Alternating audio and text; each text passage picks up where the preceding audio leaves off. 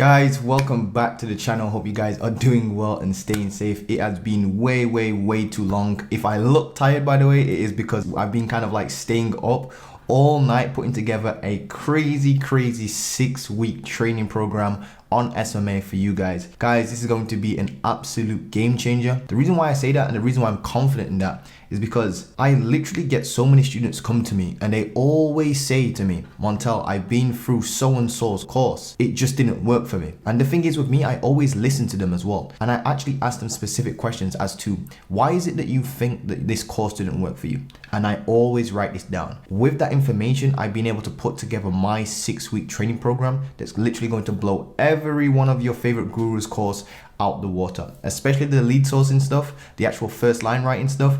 That sort of stuff is what I'm going to heavily focus on, because I've noticed that a lot of people don't actually focus on that. A lot of these gurus don't focus on that, and it almost feels, even to my students, they say this, not me. Well, me personally, I still think they do this on purpose, but like they feel as if the gurus that are leading these courses leave those best bits out because they don't want you to compete with them. So I'm not gonna actually leave those bits out. I'm gonna show you exactly how to prospect at scale, how to then find lead sources, how to then actually write the cold emails that actually convert. But guys, that is my 6-week program. There's obviously 6 weeks in this. It teaches you everything from Facebook ads to first line writing to Upwork outreach to email outreach, basically the whole 9 yards, guys. And what I'm doing right now is I'm opening up the beta group of just 10 to 15 people. I'll probably stick with 10 people originally, and these first 10 people to actually jump on a call with me and actually purchase the program are actually going to lock in their spots at half price. So the program is going to be released at $997. I'm actually going to be selling it for $497. So guys, if you're interested in this, like I said, I'm going to be selling it for $497, and that's only available for the first 10 people. So guys, the reason why I'm going to be doing this real quick before I actually just jump into this video, 1 second, is because I want this course to be absolutely perfect. I want it to take the market by storm and just completely blast everything else out of the water. This is going to be the ultimate course, which is why I built 25% of it right now. So you're going to learn some crazy stuff when you come into this program. There is nothing on this earth I've seen yet that uses, for example, the reverse prospecting method. I created that off of the back of just literally being in the trenches every single day, day in, day out. There is nobody out there that's teaching this sort of stuff. I can tell you that right now for free, for a fact.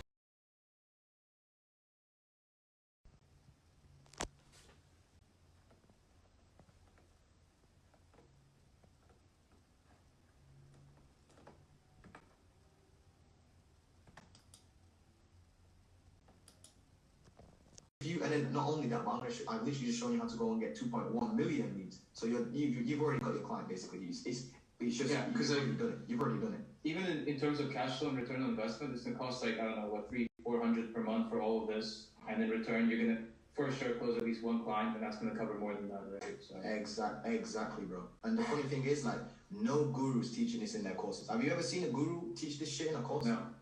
No. Man, yeah, I can tell you've been on it. You've been really on it, man. I've been in the trenches, brother. So guys, the first 10 people that actually get into this program are going to be, first of all, they're going to be rewarded with the actual course itself. They're going to help me build it out. They're going to get really one-to-one tailored messages as well via the Facebook group. And guys, I feel like this, if you miss it, is going to be an absolute no-brainer for you to get in at half price as well. So again, it's $497, looking for 10 people in that particular course right there. And you're going to actually help me build it. So you can literally create your own ideal perfect course and then have me teach it to you. So it's literally a win-win-win situation. But anyway, guys, let's jump into this video. You see the title of this video. I have literally been able to book over 650 sales calls at this particular point. It's actually slightly more than that, because before I was using Acuity scheduling, I was actually setting calls as well. Now what I'm going to do in this video is break down like my most, I guess, important points that I want to make. So if you see me looking over here, it's just because I've literally got some notes on my computer here based upon like what I kind of want to break down, all the lessons I've learned. I'm also going to kind of break down the maths behind this as well, because if you actually do the maths, if you take the actual 650 mark, which by the way, I'll just quickly prove that to you on the screen right now. So somewhere around the screen, you'll see a screenshot of me in my actual Acuity scheduling. I might even just throw a video on there. That's my actual Acuity scheduling.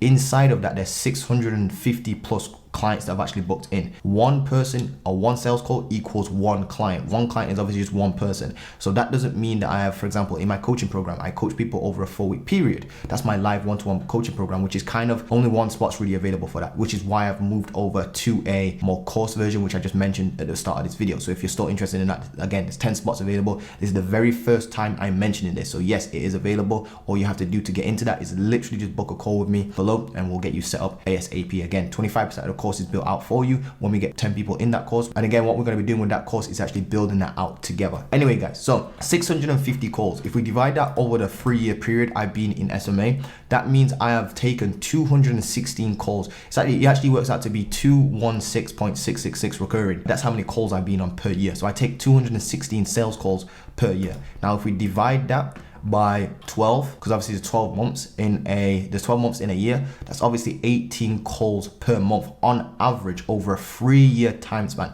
And I can actually prove it with my actual, acuity scheduling that I kind of shown you. I don't know why I pointed over there. You probably already seen the screenshot. Anyway, guys, so I've consistently been able to set 18 meetings every single month for my SMMA. So guys, if you take the 18 sales calls per month and you divide that by 4 weeks, I'm actually setting around 4.5 calls a month. And if you actually look back on my channel, you will see that that's actually quite accurate. I've got videos on my channel. This is how you know my numbers always add up and match up as well. Again, just being super transparent with you guys. This might be a little low for some of you. This might be a little bit high for some of you. But guys, look, my numbers always match up no matter what you say. Go take a look at my channel. I was talking about how I've been setting 3 to 5 meetings a week and stuff like that. And as you can see, in between 3 to 5 is around 4 to 4.5 mark. Obviously it's 4, but you get the idea, guys. So it's actually 4.5 calls per week I'm actually setting with my SMMA. So guys, let me talk to you about what I've actually genuinely learned taking all of these calls and having all of this sales experience underneath my belt. And by the way, obviously there's going to be in that 650 calls that I booked, obviously there's going to be people that didn't show up to their calls,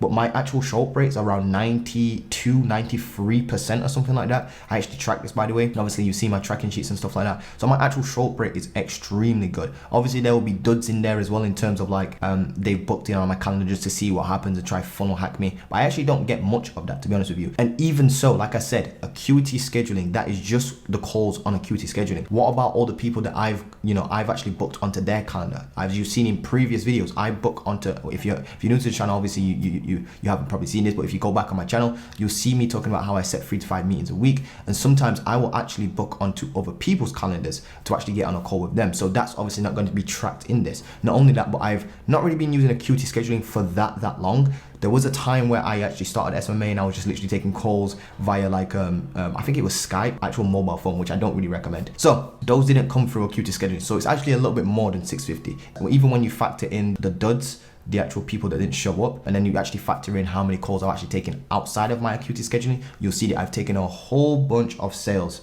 calls. That means I've got a lot of experience underneath my belt. So here's what I've actually learned. Number one is that you can never really close. I've documented all of my sales calls. I always record them. I have literally a Google Drive folder full of all my calls, and I watch them back, which is a superpower within itself, which is a point I'm going to make in this video. However, I've noticed that there's an actual pattern. Whenever I don't set the frame of the meeting and take lead and take control of the call, I have never once closed ever. So when people try to jump on a call with me and they try to immediately take control, you have to take control back or you're never going to close. So if they jump on a call with you and they straight away just want to know what you do and how much you charge, you have to say to them, for example, you have to bring them back to the path. And what I basically like to do is I say, I'm so glad that you're interested in this and the pricing. However, we can't price you right now, or I can't price you right now because I just don't know what you need. I need to take you through this particular system that I have to identify your actual pain problems so I can give you a solution to those exact pain problems. And I kind of break it down like this, and I explain to them, like, imagine going into a doctor's office and they just immediately try to prescribe you some medicine. You're gonna look at them like they're crazy. They're probably gonna end up giving you something that you don't want. You could end up seriously injured or like very sick or something like that, and they could obviously end up losing their doctor's license. So what I'm trying to say here is that I have a very similar process as a doctor. I take you through a series of questions, I figure out what your needs are, then I provide you with the needs and then price you accordingly. There's no point me adding on all this a la carte stuff, all this other stuff. That's just gonna bump up your price with stuff that you just don't need. So that's basically how I explain that. And I bring them back onto the path, and you need to bring them back onto the path, and you need to set the frame. So guys, a good book I recommend you guys pick up for, setting the frame on, actually in your actual sales is Pitch Anything by Oren Klaff. That book is my #1 sales book. You have to get that book. It's mandatory. I recommend it to all of my students and everybody that I basically speak to. That's my #1 sales book. So that's point number 1. You want to make sure that you set the frame 100%. Now, number 2 is negotiation is actually good. As in, like, you actually want to negotiate. I don't know why people actually like shy away from negotiation. Negotiation is where deals are actually struck up and where deals are actually made, if you will.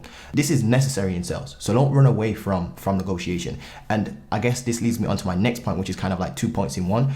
What you want to do is whenever you go to price your services, you actually want to price it slightly higher than what you originally want to price it. So for example, if you want to close a client for $1,500, say $2,000. The reason being is because that price normally will get negotiated.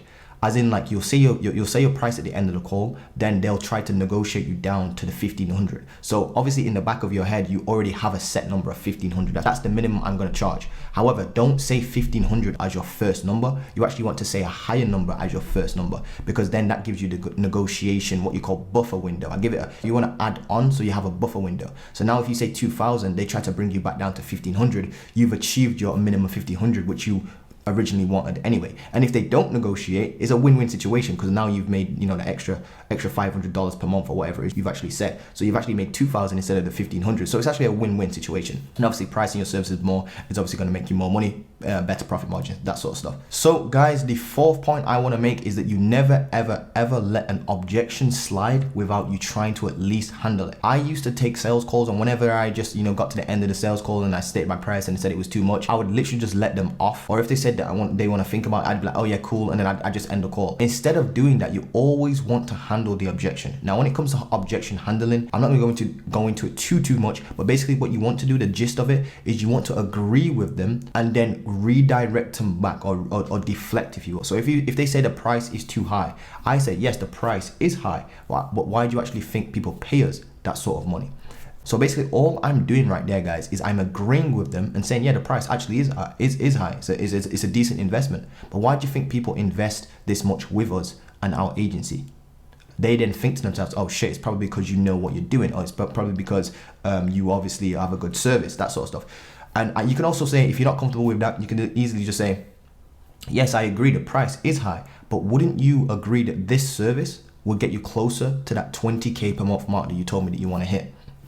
That's all you have. That's all you basically have to do. And once you can basically get them to agree that obviously that it's going to help them, even though the price is high, you basically got them right there and then. And if they, for example, ask like, because by the way, guys, just real quick, I know you've probably heard this before, but like objections are just smoke screens. Most of the time, they're just literally like smoke screens. There's an underlying truth under there that you have to find. And what you want to do is make sure that they don't get off the hook that easily. If they say they want more time to think about it, they say, I agree, this is something that you probably should think about. However, now that you have me here on the call, what is it in particular you need to think about that you can't ask me right here, right now? That's basically all I say. And if they genuinely logistically need to think about it, because maybe there's a secondary business owner in there, I would literally ask them, okay, so when are you going to sit down and actually have a think about this? I want to call out their BS. I'm actually quote unquote putting it on their toes, if you will, to actually make sure that they don't give me that BS and the actual truth comes out in the end. That's what I'm trying to say. Never let an objection slide without you trying to at least handle it. So guys, point number 5 from what I've learned from taking over 650 sales calls is that and this one is going to sound weird, you're actually not selling the service. So if you think you're selling Facebook ads, you're wrong. If you think you're selling social media management, you're wrong. If you think you're selling email marketing or whatever your service is, you are completely wrong. You're actually selling a better future. And here's what I mean by that. People and the entire economy work like this. And this whole business, if you will, works like this. We find businesses that have a current situation which might not be too great right now, such as they're making 15K per month and they want to scale to 50K per month. So 15 to 50, there's obviously a gap in between. And then what we do is we position ourselves as the vehicle from taking them from point A to point B. So their current situation and their desired situation. So if you actually strip it back to its bare bones, like the brass tacks of things, all we're doing is selling them on a better future. And here's point number 6, because this links into each other. You want to make sure that you're asking why 7 times. I call this the 7 why strategy in my sales training whenever I coach somebody one-to-one. So here's what I mean by this. If you ask a business owner, where's your business currently at in terms of monthly revenue? They say they're at 20K. Then you ask them, okay, are you happy with that, for example? They say it's okay. This is what they typically say, by the way. They'll say it's okay, but they want to scale it to 50K, for example. I will then ask them, okay, and why is 50K your goal figure? What's that about? I ask them, why is you're already a successful business right now? Why are you even trying to get to 50K? Then they start telling me, oh, it's because we want to make more money. Everybody says that. So I go, okay, so apart from the money, why is it in particular you want to scale to 50K? So I'm asking why again. Then they start going into what I call layers. When you start asking more whys, you actually start going to the root problem or their root desire, if you will, of why they're actually trying to do this. So they'll say they want to get to 50K because of the money, but it's not actually the money they want. It's what the money's going to allow them to do. That money's going to allow them to free up more time, maybe hire extra staff, maybe remove themselves from the business, maybe take their wife on holiday, maybe go and get themselves a new car, maybe afford somebody else's healthcare. There's all sorts of root desires, and this is what you call revealing or finding their unspoken truth, also known as a black swan. A black swan is something that's unspoken, that is a truth that they've not yet said to you. So yes, they want to make 50K, but why do they want to make 50K per month? Is it because of this thing, this thing, and this thing? And what you have to do is you have to ask them why. Why is it particularly you want to make 50K per month? Why is that the figure? They then tell you it's because they want to buy this particular car. They'll be able to afford this particular car. I actually start talking to them about the car. So now it's gone from selling Facebook ads to selling them on the idea that they're going to get the car. So as you can see, it's very, very different. Or if they want to start taking their wife on more holidays, now instead of selling them on the Facebook ads getting them to 50K, I'm not even selling them on that. I'm selling them on the idea of them having more time to take their wife on holiday and that financial freedom. So that's a real kind of like advanced technique. And if you can get that, I am telling you, your sales calls are going to change 100%. Your sales, just that one point alone is probably worth to you a lot of money. You don't even understand what I've just given you. It's probably just gone whoosh, straight over your heads, guys. But like that right there is very, very powerful stuff. That is literally what you're selling, a better future. And it's literally how the entire economy works. It's the reason why people go to work and work a job that they hate. It's the reason why people wear Gucci belts and buy 100 grand Patek Philippe's and stuff like that, or 200 grand Patek Philippe's, and all these expensive watches, when you could literally just get a $10 watch and it does the exact same thing. It is literally the reason why. It's because of the feeling it's going to give you and the kind of perceived value you think it's going to give you once you've actually got that, and the prestige you're going to feel. So all it's doing is giving you a quote unquote better future, which is pretty much an illusionary kind of thing. So guys, point number 7, I believe this is, because I hooked up 2 points in there, is you always want to make sure that you watch your sales calls back. It's very cringy, I know, but you need to do this. You will spot straight away and it will literally stick out like a sore thumb. So what you want to do is you want to jump on Zoom whenever you have calls and you want to record them. You want to ask for permission. Well, most of the time what I do is I like to jump on calls like 2 to 3 minutes earlier. I always kind of like jump on calls earlier, have it on record anyway, so when they join, it's already recording. If they ask me why it's recording, I say I normally drop valuable information in these calls that you can actually take and implement yourself without me, even if we don't decide to work together. So I'm actually going to send you this over so that you can actually implement that yourself without me. So is it okay if I record? That's basically all I say. They always say yes to that. And by the way, this is just a good tip in general. Whenever you are explaining something to a client, make it sound like it's a benefit to them. For example,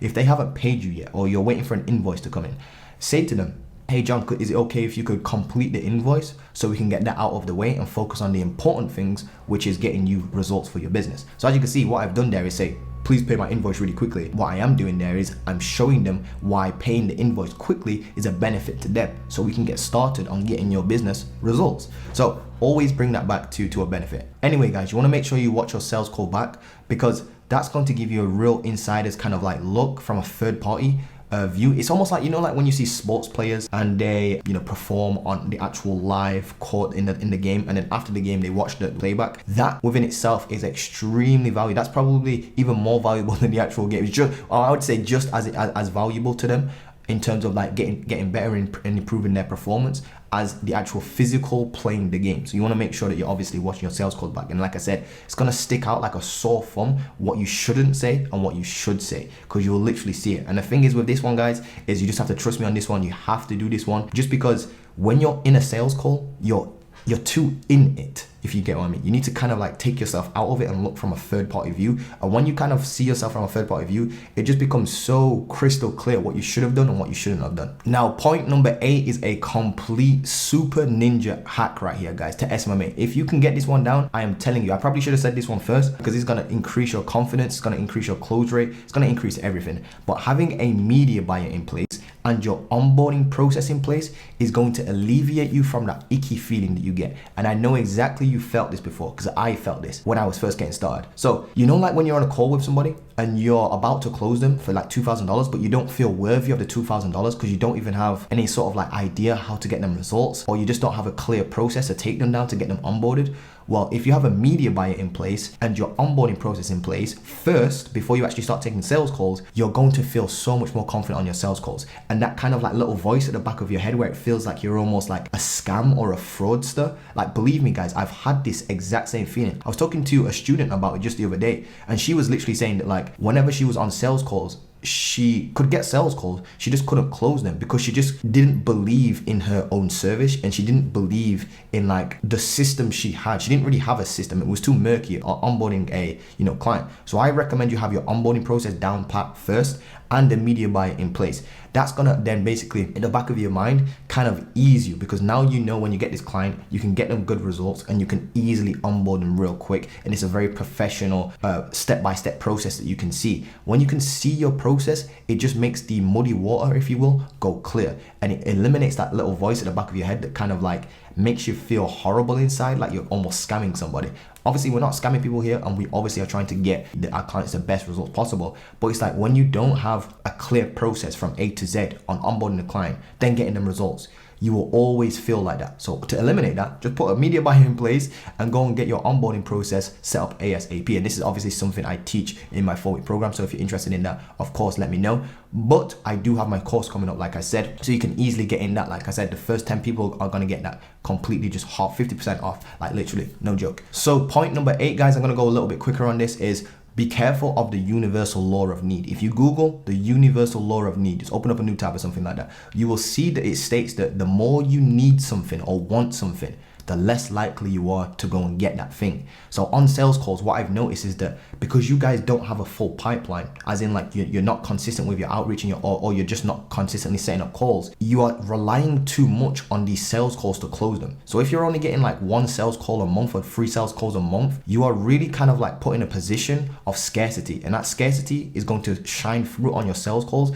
and it's going to feel as if you're too pushy on your sales calls, and just that energy alone is going to push through on your sales calls and actually turn the person off. It's almost like, you know, like chasing a girl, guys. I know that you guys out here are familiar with this. If any girls are watching this, you might not understand it. Well, you guys actually, what I'm talking about, you probably do understand this. But if a guy tries chasing you, or you try to chase a girl too much, it's going to actually turn them off. It's almost like you're pushing them away. So it's almost like you want to be kind of like nonchalant with it, if you will. Almost like the less you want it, the more easier it comes. It's so weird, guys. It's just this kind of weird juxtaposed position that you're in. And the way how you overcome this is by having an abundant mindset. But your abundant mindset comes from being able to consistently set up calls, because if you fluff up this call and don't get a close, you've got 20 calls lined up for this month anyway, for example, and you're good. You don't need them. The more you need them, the less likely you are to get them. So you just don't need them by having multiple people in your pipeline ready on sales calls. Basically, I just have a bunch of sales calls lined up, and you just won't need these people, because you know, like I said,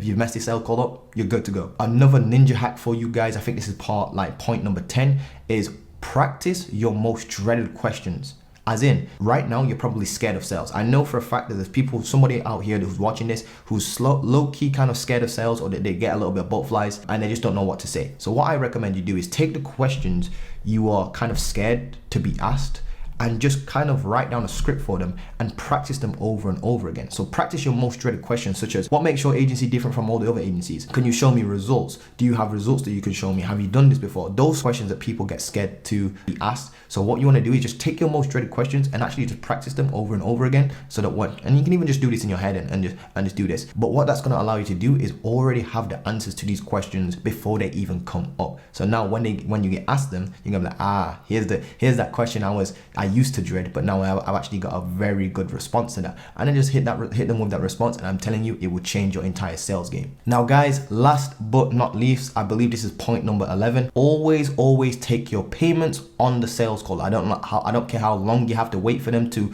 call their bank or like clear the check. What you want to do is you want to make sure you send the invoice on the call. I personally like to use simpleinvoices.io. There's a .io version, that's the one I use, hooked up with Stripe. I send the invoice via email on the call. I I also send them the invoice link in the actual Zoom chat, and I get them to pay on the call. If you don't do this, the chance of you closing dwindles by like 75% or something like that. I can't remember what the actual statistic is, but you don't want to fall victim to the, oh, send me the information over via email after the call, or send me a proposal over. Don't do any of that. You send the invoice on the call and you take the invoice on the call. So guys, just in summary, those are my, I believe it was like 11, 12, probably even 13 tips on what I've kind of learned and kind of like points I've learned taking over 650 calls. I recommend you watch this one back, probably even download this video, because I'm telling you guys, if you can conceptualize some of the points I've made in this particular video, your sales game is going to go through the roof. Especially go and get the book, you know, Pitch Anything. Here's another book for you, you know, Spin Selling, it's SPIN Selling, it's actually an acronym.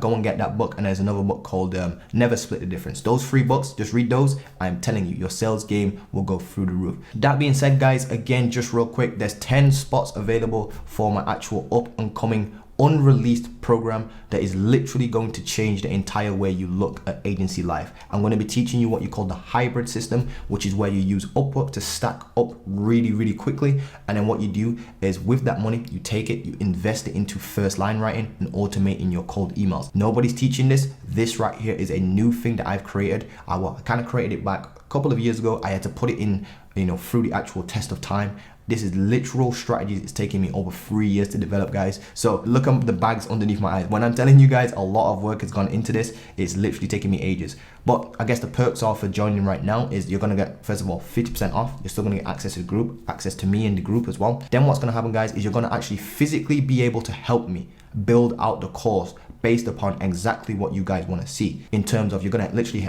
build your own perfect course from somebody who's, you know, a 6-figure agency owner at this particular point. So guys, I recommend you do not sleep on this. Once the 10 spots are gone, they're gone. This is not no scarcity tactic. There's literally only 10 spots available. I'm only taking 10 people into this. When there's too many chefs in the kitchen, as you say, food doesn't come out good. So I'm not having too many chefs in the kitchen. I just need 10 people to help me build out this perfect course. Then I'm going to release it for $997. So if you get in now, you're going to get 50% off. Anyway, guys, that said, I hope you've enjoyed this. Definitely, like I said, watch this one back, and I'll see you guys in the next video pretty soon.